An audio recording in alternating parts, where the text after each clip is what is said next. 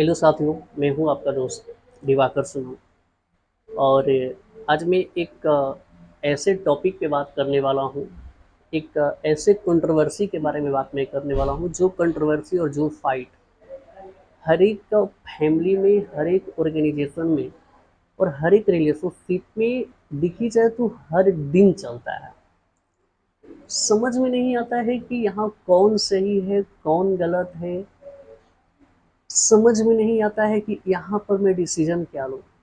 तो इन सभी डिसीजन पे पहुंचने से पहले और कुछ भी करने से पहले मैं चाहता हूँ कि आपको एक यहाँ में कुछ लिखा हुआ हूँ उसको मैं समझाने का प्रयास करूँ। जहाँ पर पेरेंट्स होते हैं वहाँ पर उनके जो चिल्ड्रन सोचते हैं, यार पापा हैं मम्मी हैं हमेशा इस बात के लिए मुझे डांटते रहते हैं, मन करता है कि ये कर लें वो कर लें, और करते नहीं। बल्कि आज हमारे देश के अंदर करोड़ों बच्चे हैं, लाखों बच्चे हैं जो अपने पेरेंट्स की डांट और डपट की वजह से फांसी लगा रहे हैं, जान दे रहे हैं, और ये हम सोशल मीडिया के माध्यम से अच्छे तरीके से सुन पा रहे हैं। आगे जब हम चलेंगे तो बहुत सारी ऐसी ऑर्गेनाइजेशन होती है जहाँ पर जो एम्प्लॉयर होते हैं, एम्प्लॉयर और एम्प्लॉय के बीच में भी ये जो फाइट है चलते रहती है। एम्प्लॉयर ने कुछ बोला, एम्प्लॉय ने समझने का प्रयास ही नहीं किया। जब एम्प्लॉय समझने का उस बात को प्रयास नहीं करते हैं तो एक दूसरे में कंट्रोवर्सी चलती रहती है। समझ में नहीं आता है कि यहाँ पर एम्प्लॉय सही है या एम्प्लॉयर सही है। यही नहीं, जहाँ पर एक टीचर होते हैं, टीचर भी स्टूडेंट को कुछ समझाने का जब प्रयास करते हैं तो देखिए ना, सर तो हमको इससे बोल दिए, उनके पास हम ट्यूशन नहीं जाएंगे, उनके पास स्कूल नहीं जाएंगे, यहाँ नहीं जाएंगे, वहाँ नहीं जाएंगे। ये कंट्रोवर्सी चलती रहती है। और यही नहीं, सबसे अगर बड़ी बात देखी जाए हमारे देश के अंदर, मैं बात कर रहा हूँ पार्टनरशिप, जहाँ पर एक हस्बैंड होते हैं और वाइफ होती है।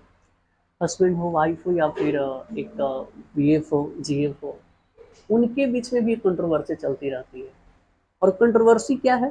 तो कंट्रोवर्सी जो है एक दूसरे के लिए एक दूसरे को डांटना, डपटना, कुछ बोलना, जहाँ पर आए दिन चिल्ड्रेन जो है पेरेंट्स से परेशान होकर के कहीं ना कहीं कुछ गलत कदम उठा रहे हैं। आगे चलेंगे, एम्प्लॉयर जो है, एम्प्लॉयर एम्प्लॉय को समझाने का प्रयास करता है, लेकिन एम्प्लॉय उस ऑर्गेनाइजेशन के एम्प्लॉयर को समझने का प्रयास ही नहीं करते हैं, जिसकी वजह से एम्प्लॉय उस ऑर्गेनाइजेशन को छोड़ देते हैं।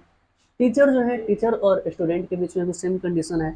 और पार्टनरशिप में देखी जाए तो आने वाले टाइम में जो देश के अंदर डे टू डे हम लोग देख पा रहे हैं कि डाइवोर्स के जो केसेज आ रहे हैं, ये सब चीज़ें हैं। बाकी एनी अदर रिलेशनशिप की मैं बात करूँ या फिर किसी ऑर्गेनाइजेशन की बात करूँ, तो मैं यही कहना चाहता हूँ कि इस डिसीजन में पहुँचने से पहले कि हमें क्या करना चाहिए, क्या नहीं करना चाहिए, मैं एक आपको छोटी सी कहानी सुनाना चाहता हूँ। एक जंगल में दो बाघ था।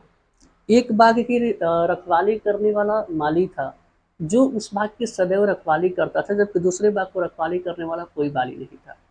जिस बाघ को माली रखवाली कर रहा था वह बाघ हमेशा हरा भरा और वह बाघ हमेशा सुंदर दिखता था, लेकिन जो अदर बाघ था उसमें हमेशा कूड़ा कचरा का ढेर लगा हुआ रहता था। हिंट है, अगर आपकी लाइफ में, अगर आपके पेरेंट्स हैं, अगर आपको कुछ बोल रहे हैं, कुछ डांट रहे हैं, कुछ समझा रहे हैं, यहाँ पर वे गलत नहीं है। वे उस माली की तरह हैं जो आपको सींचने का, जो आपको कुछ कहने का, जो आपको एक लेबल देने के लिए प्रयास करते हैं। उस माली की तरह कार्य करते हैं, जो माली उस बगिया को, उस बाग को सदैव सुंदर और स्वच्छ रखने के लिए प्रयास करता है। सेम टू सेम जो एम्प्लॉयर जो होते हैं, अगर आपको समझाने का प्रयास करते हैं, अगर आप किसी ऑर्गेनाइजेशन में हैं तो एज ए एम्प्लॉय अगर समझाने का प्रयास करते हैं तो उनका इंटेंशन ये नहीं है कि नहीं यार ऐसे काम नहीं करता है, वैसे काम नहीं करता है। उनका इंटेंशन यही है कि अगर हमारे कंपनीज का अगर एम्प्लॉय है तो उसको मैं बेटर से बेटर बना सकूं। ठीक उसी प्रकार जिस प्रकार से जो बाग में जो माली था उस बाग को बेटर बनाने का प्रयास कर रहा था।